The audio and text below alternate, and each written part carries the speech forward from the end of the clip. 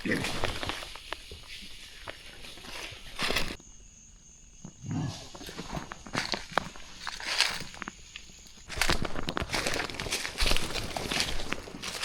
ี่นี่มันกินนี่แตกเบิดที่บกนี่อมยังเปียกอยู่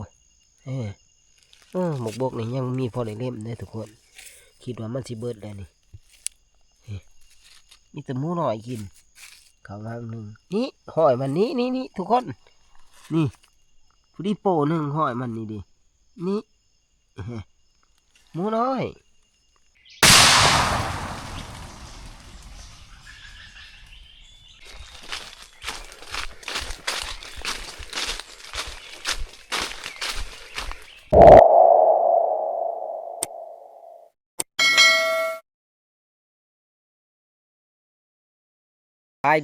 สบายดีตอนแรงๆเนาะบอกว่าสิเป็น FC อยู่ภายในและต่างประเทศเนาะแล้วก็ยินดีต้อนรับเข้าสู่ช่องพานจิตคนหากินมื้อนี้ในพานสิออกไปไต่ตาทุกคนเลยไปตอนแรงๆนะออกไปคนเดียวมื้อนี้ไปกับไปบ่ไกลดอกทุกคนเลยเลาะเรียบๆแถวอันหลังผู้นี่แหละเนาะเพราะว่าเวลาเฮากับบ่หลายนะเวียกก็ยังหลายอยู่บ้านอยู่เมืองมื้อนี้ก็ขึ้นมาตอนค่ำๆออกมาคนเดียวส่วนว่าอันพันท่องหรือว่าพันม่องเพิ่นก็ไป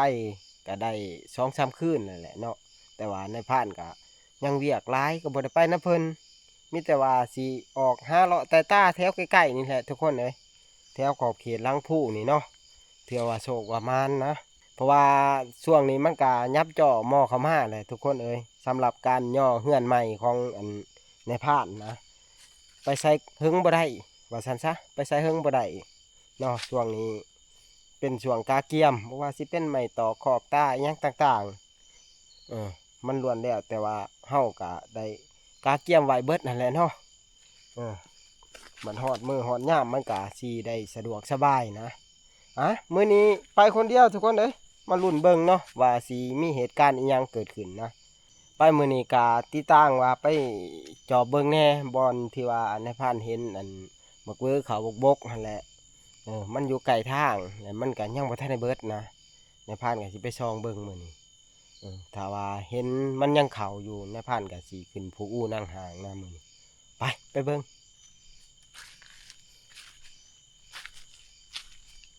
คอยเลาะสายตาไปนี่แหละเนาะเพื่อว่าพอแม่งล่างหนองล่างน้ำนะ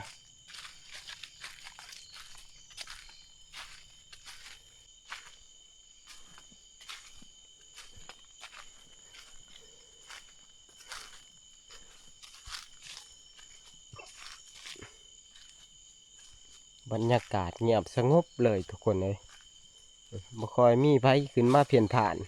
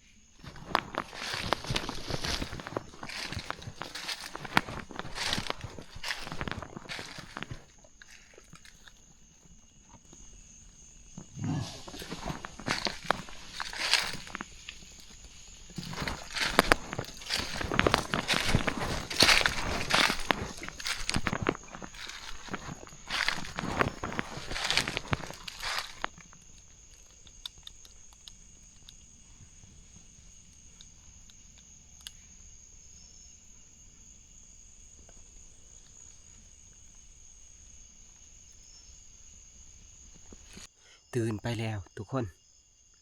บ่จักหลายสิเว้าสิว่าหมูนับ10โตได้บางหนึ่งนี่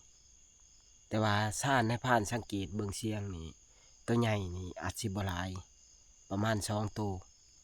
ส่วนตัวน้อยนี่หลายสุดในผ่านเขามาแนมหาก็บ่เห็นมันน้อยหลายคือสิประมาณซ้ำทบเข่านี่แหละเนาะซ้ำติบเข่าน้อยเฮากัดบกปอแปะปอแปะปอแปะอยู่คือเก่าทุกคนเด้มีแต่ตื่นไปนะโอ้ยย่อมและส่วงนี้พ่ออยู่แต่ว่าบ่ค่อยได้ทับนะที่จริงแล้วนี่2ครั้งนี่แหละในผ่านเขาเนาะครั้งแรกอันในผ่านบ่ได้ถ่ายนะอันก็กินบักบกคือกันนะมานี่ก็กินบักบกอีกเนาะแต่ว่ามันก็ตื่นไปก็คือว่าแหละหมูนี่มันกินบักบกแถวข้างทางแล้วก็ขอบเขตใกล้คนทุกคนฉะนั้นแหละมันก็หลักๆแน่เป็นพิเศษนะเข้ามาไก่นี่ก็บ่ได้เขาใกล้ได้แต่ลูกมันเนาะลูกมันบ่ฮู้อีโน่อีนี่หยังแต่ว่าในผ่านน่ะเงี่ยงหาบ่เห็นอ้ายน่าเสียดายบัดนี้ในผ่านก็สิไปหาเลาะเบิ่งอีกเนาะ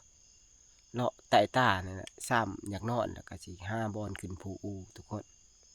ที่แรกว่าในผ่านว่าสิมานั่งอยู่ต้นนี่แหละแต่ว่าอันมานำบ่ทันทุกคนมันเข้าก่อนพอดีมาโค้มกับมันกินก่อนน่าเสียดายแต่ว่าในผ่านมาแต่เว้นนี่บางที่ได้ทุกคนเลยถ้าว่าเฮาขึ้นดักนี่แน่นอนเฮาต้องได้เปรียบมันแต่นี่เฮาเสียเปรียบมันเฮาเข้ามาบ่เป็นหยังทุกคนไปรุ่นต่อไปอีกครั้งได้ครั้งหันทุกคนเลยปีนี้ในผ่านมานนี่บ่ทันได้ถึงฮอด5-6โตได้ในผ่านมานแค่3โตปีนี้ทั้งปีบ่จักหลาย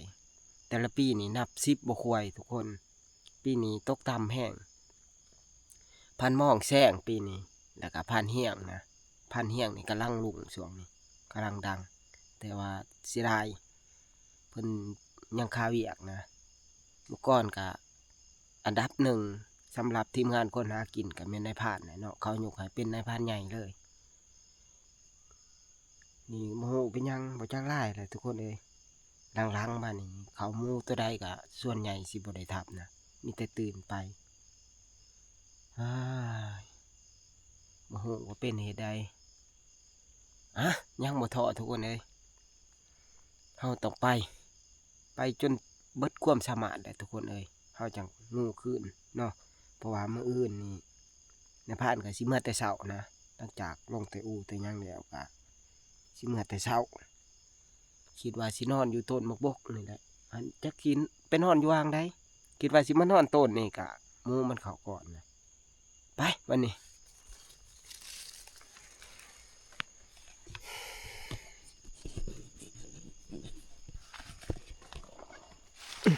จากหลายบางที่นี่มันกินนี่แตกเบิด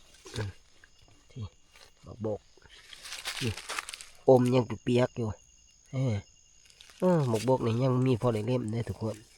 คิดว่ามันสิเบิดแล้วนี่มีแต่หมูหน่อยกินเขาวางหนึ่งนี่หอยมันนี่ทุกคนนี่ผู้ดีโปหนึ่งหอยมันนี่ดินี่หมูน้อยในผ่านนี้มันบังนี่ก็หลายโตอยู่ในผ่านแนมพอเห็นส่วนแม่มันนี่ตัวใหญ่มันนี่กับประมาณ2โตคือในผ่านว่าแหละเต็มไปเบิดนี่เป็น10หมู่ผู้ดี30เขานะแนมหาหยะไป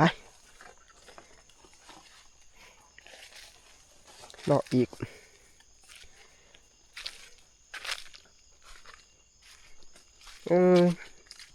มันมาตะเวนโอ้ยในเรื่องเลยนี่บ่อนผู้อู่กับทุกคนนี่แกนสมัยนี่เหมาะเจาะปัญญัง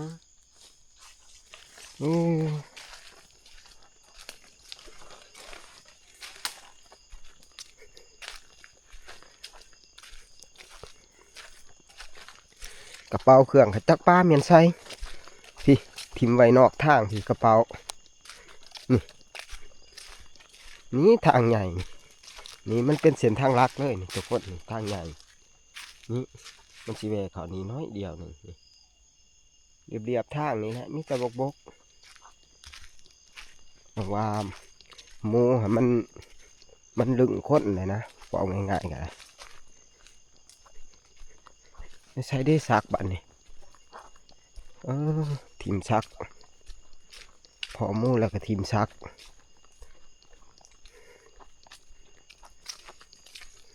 พี่ซักกับเกลือปลาอยู่พี่ปลาไก่มันเออซักหลายเลย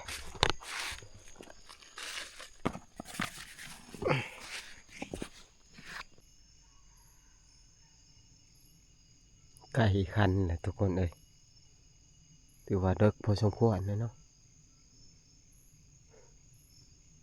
น่าเสียดายดีไก่คันเจ๊แหลกอยู่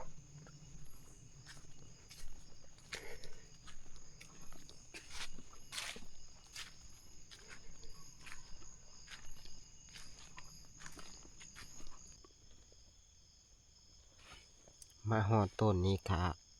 มันกับเขาคือกันทุกคนแต่ว่าบักบกนี่มันอยากเบิดเลยเนาะมันเขาเล็บ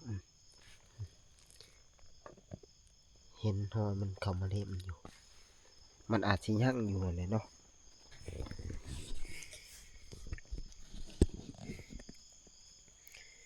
บัดนี้มันกระเดิกเลยเนาะในผ่านกะ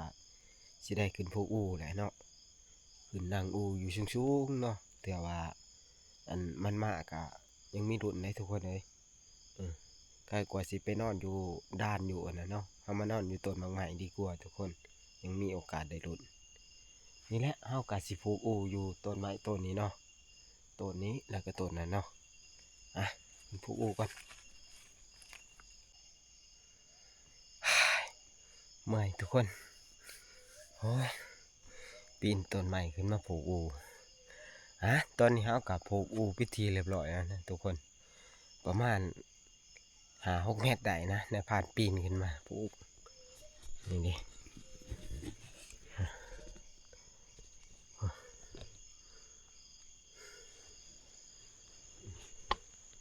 ทำเลแนมได้เห็นไก่เนาะ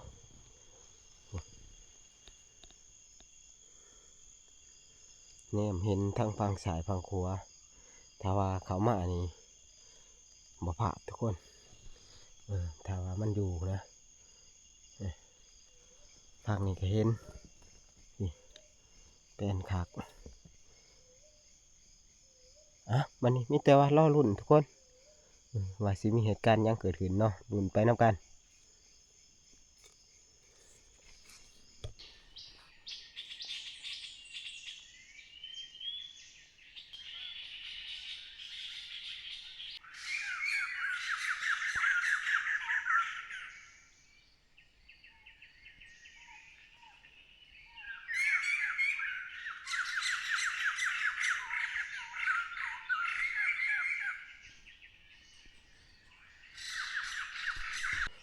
แจงหูแจงตาเลยทุกคนเลยขึ้นนี่กะบ่มียังเนาะเงียบกิ๊บเลยบ่มียังเขานะสงสัยกลุ่มโมตัวนี้มันก็สิผ่านไปแหละเนาะเงียบบ่มียังไปบัดนี้ในพานขาสีได้ย่างเลาะเมื่อแล้วเนาะเลาะเมื่อเฮือนเฮาพุ่นแหละเมื่อบ้านเนาะเพราะว่าเฮามานี่ก็บ่ได้ใกล้ดอกเนาะขอบเขตลังผู้เสียงนกเนื้ออยู่สงสัยนกกินหมักไห้เนาะ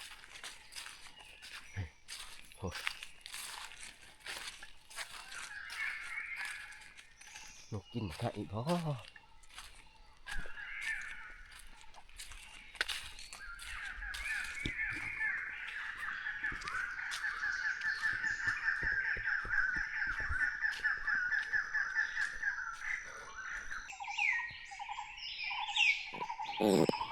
ปลาต้องนกไปซะหนัวเลยเนาะมันกินหมักไห้ทุกคนนกกินหมักไห้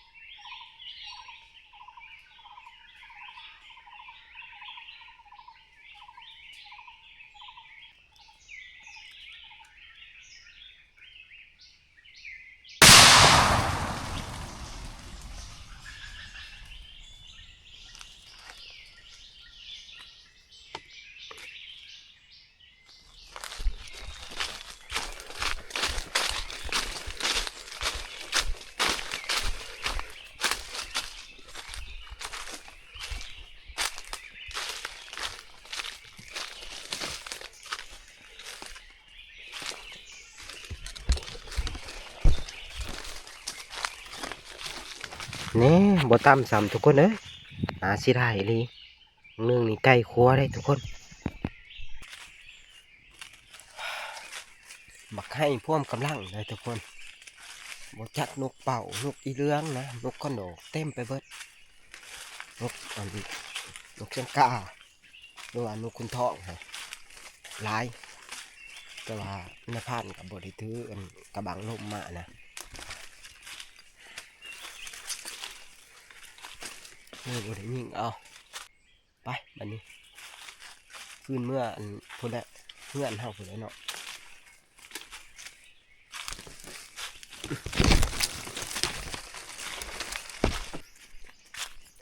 ไปบัดนี้โคงเมื่อบานเฮาเมื่อโตเป่ามันทุกคนเอ้ยหมอกมัน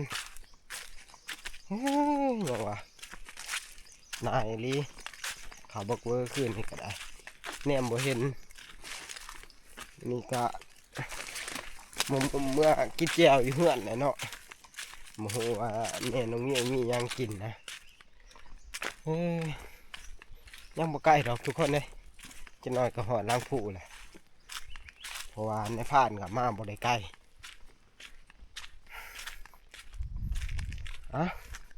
ไว้โอกาสหน้าทุกคนเลยเฮาสิไปเต้นรูปแบบนะถ้าว่าบ่ค่าเวียกค่างานเฮาก็สิไปพุ่นแหละจุดที่ว่าอันแถวเฮาเคยหากินหาอยากพุ่นแหละถ้าว่าไปครบทีมนี่ส่วนใหญ่เฮาสิบ่ผ่านเนาะนี่เลาะแถวลังผู้นี่มันกะเนื้อมันก็อยากห่างแน่อันนึงมันก็รักมันไก่คนไป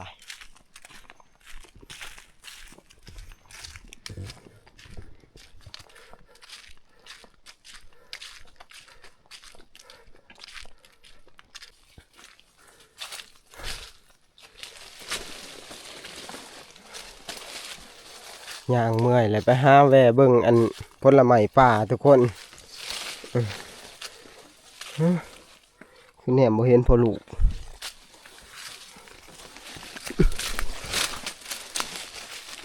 นี่แต่หนูกินเบิดเนาะ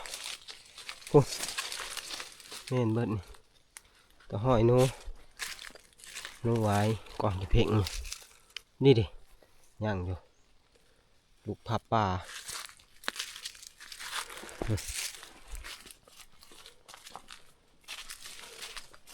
พอได้แก่เมื่อย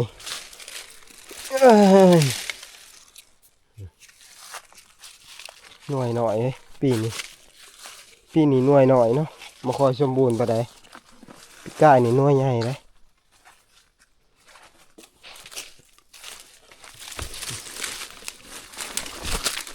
นี่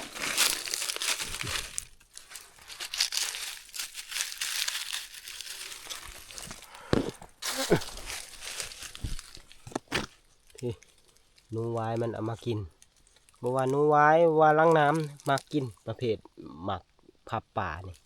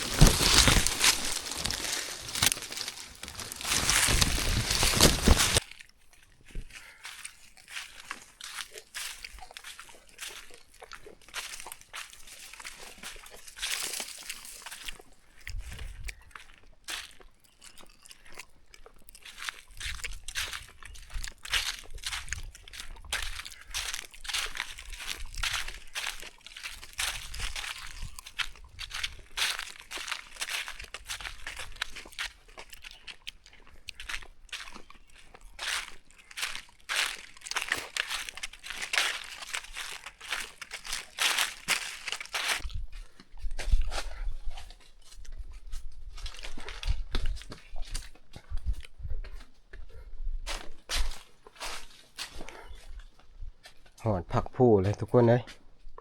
ผู้แนมลงมาบานเห็ดจิปิ้มอยู่ความสูงนะธรรมดาคืนนี้ดีแน่แต่คืนคำกันกระปูช่วงนี้อากาศแห้งห่อนซ้ำทุกคนเลยมื้อนี้กับมาหอดแต่เช้ามื้อนี้เนาะ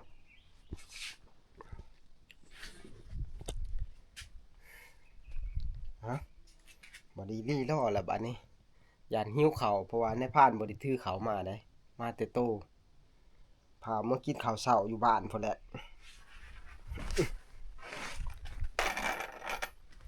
มาฮอดนี้ก็บ่มีหยังหลายเนาะในพานเองก็สิปิดคลิปไว้เพียงเท่านี้แหละเนาะเพราะว่าหาอยู่หากินก็ยังบ่มานทุกคนเอ้ย